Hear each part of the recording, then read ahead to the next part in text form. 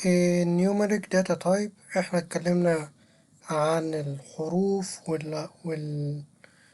ومجموعة الحروف والحرف الواحد والكلام ده. طيب أنا لو عندي أرقام بقى هتعامل ازاي مع الأرقام؟ فأنا عندي برضه data type مختصة بالأرقام. as of now we have discussed byte less byte which are string which are going to store text data معتمدة عن هي بتعمل التكست data. in other words they can store numeric and non-numeric data using byte and this byte we can store ASCII character. كمان using الكاركتر that type we can store Unicode character. Now let's proceed and try to understand how to store numeric. ازاي نستخدم الداتا تايب، انهي داتا تايب نستخدمها علشان نعمل ريستور للداتا تايب. تمام. numerics without decimal عندنا في حاجة اسمها numerics without decimal، يعني اللي هي الأرقام الصحيحة، الأرقام اللي هي مفيهاش علامة عشرية. In this category .NET Framework provides three kind of data types. They are as follows. أنا لو أتعامل مع الأرقام الصحيحة فأنا عندي 16 بت signed numeric اللي أنا عندي بسميها int 16، وكمان 32 بت sign numeric كان عندنا بنسميها lint 32، وال64 signed numeric example int 64 signed هنا يعني بتشيل سواء موجب أو سالب. as the above data as the above data types are signed data they store both البوزيتيف and النيجاتيف. زي ما قلت لك ايه، تقدر ان انت تخزن جواها البوزيتيف والنيجاتيف. طيب ناخدهم بالتفصيل واحدة واحدة. يعني ايه 16 بت سايند؟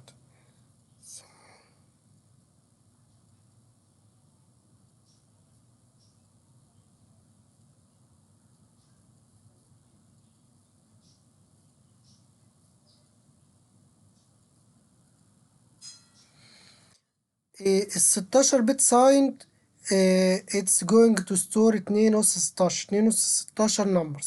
احنا لو جينا نشوف 2 أس 16 معناها ايه؟ يعني معناها 65536 قيمة ممكن تخزنهم. as it's signed so it's going to store both positive and negative so we need to divide ال 65000 دي على الاتنين عشان نعرف هي هتخزن كام موجب وكام سالب، فتطلع لنا النص بالظبط اللي هو 32768،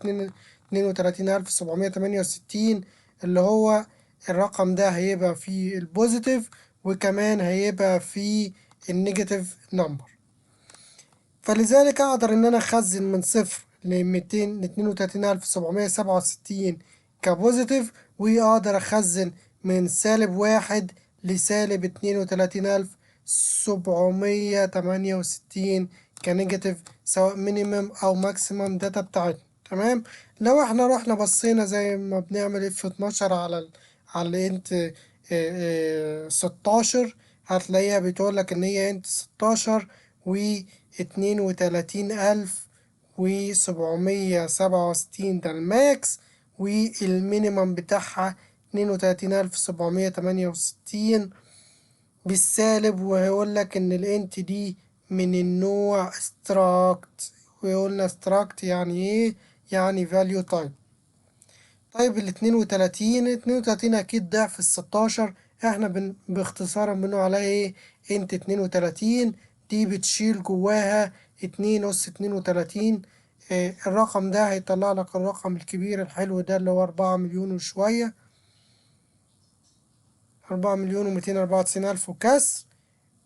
بلس، لا ده مش 4 مليون، ده أكتر، ده أنا معلش، ده أنا شايل هنا، شايل 200. طلع لك رقم كبير ما شاء الله عليه، حوالي 4 مليار حاجة زي كده. إيه كمان ان هو طالما هو سايند يعني هيشيل نيجاتيف وبوزيتيف، فاحنا هنقسم الرقم ده على 2، هيطلع لنا ان الارقام الموجبة هتبقى كده، والارقام السالبة كمان نفس الحوار. طيب الماكسيمم بتاعه المينيمم بتاعه في الموجب ايه؟ بيقولك ان المينيمم 0 والماكسيمم الرقم ده اللي هو آخره 647. 2 مليار أقل، 2 مليار، 2 مليار اللي هو آخره 647. طيب النيجاتيف ايه؟ بيقول لك ان النيجاتيف من اول -1 لحد سالب الرقم ده الكبير جدا، ده اللي هو 2 و32. فانت متخيل كمية الارقام اللي ممكن يخزنها الانت 32. عشان كده احنا في المجمل عندنا في السي شارب بنستخدم انت 32 اكتر من الانت 16. وده صح، ده مش صح. انت لازم تبقى تفكر الاول هتستخدم انت 32 امتى، وانت 16 امتى، وانت 64، وهكذا. كمان زي لو انت جيت هنا بصيت على اللي انت 32 برضو هتلاقيها ان هي ستراكت، ويقول لك ان الماكس فاليو اهي، وادي المين فاليو. طب ال 64 بت او الانت 64 بيقول لك ان هي بتخزن جواها 2 أس 64 رقم. في الرقم ده هو بوزيتيف ونيجاتيف في نفس الوقت، ممكن تخزن الأرقام دي. فلذلك شايفين عشان الرقم كبير جدا أنا ما كتبتوش هنا، بس أنت لو بصيت له في السي شارب هتلاقي إن الانت 2 64 ستراكت أهي، وشايل الرقم الضخم ده كله جواه كماكس فاليو، والمين فاليو بتاعته الرقم الضخم ده اللي أنا يمكن مش هعرف أقراه. ملحوظة ليك، لو انت عايز تستخدم تعرف الماكس فاليو والمينيمم فاليو من اي حاجة، هتروح تستخدم اتريبيوت اسمه الماكس فاليو او المين فاليو علشان تعرف الحتة دي من اي داتا تايب. طب نشوف اكزامبل. عندنا ادي مثال لذيذ، بيقول لك ان انا عندي انت 16 وانت 32 وانت 64، وشيلت جواها من الارقام الحلوة دي كمتغيرات وخزنت فيهم الأرقام دي. طيب أنا عايز أعرف الانت 16 من فاليو إيه والماكس فاليو إيه، فهو هيطلع لي يقول لك إن الانت 16 من فاليو بتاعته -32,768، والماكس فاليو 32,767. طيب الانت 16 ده حاجز كام بايت في الداتا في الميموري؟ هيقول لك إن هو حاجز 2 بايت في الميموري. طيب الانت 32 ايه المينيمم بتاعه وايه الماكسيمم بتاعه؟ هيقول لك ان الانت 32 من فاليو اهي، والماكس فاليو اهي. طيب الانت 32 السايز بتاعه المفترض هيطلع 4 بايت. ليه؟ لان هو ضعف الانت 16. الانت 16 2 يبقى ال 34 8.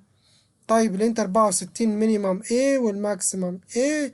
ادي لو احنا قلنا له انت 64 دوت ماكس فاليو وانت 64 دوت مين فاليو، هيطلع لي ادي المين فاليو اهي، وادي الماكس فاليو. طب لو انا عايز اعرف السايز بتاعه في الميموري، السايز بتاعه 8 بايت. ليه؟ لان هو ضعف ال 32. ادي المثال اللذيذ بتاعنا، ادي انت 16 اهي، انت 32 اهي، انت 64 اهي. ولو جينا بصينا هنا اف 12 كده، ادي شايفين قايل لك ايه؟ ان هو الانت 64 ده ستراكت انت 64، وده الماكس فاليو بتاعته، ودي المينيمم فاليو بتاعته. طيب لو جينا نبص على الرن،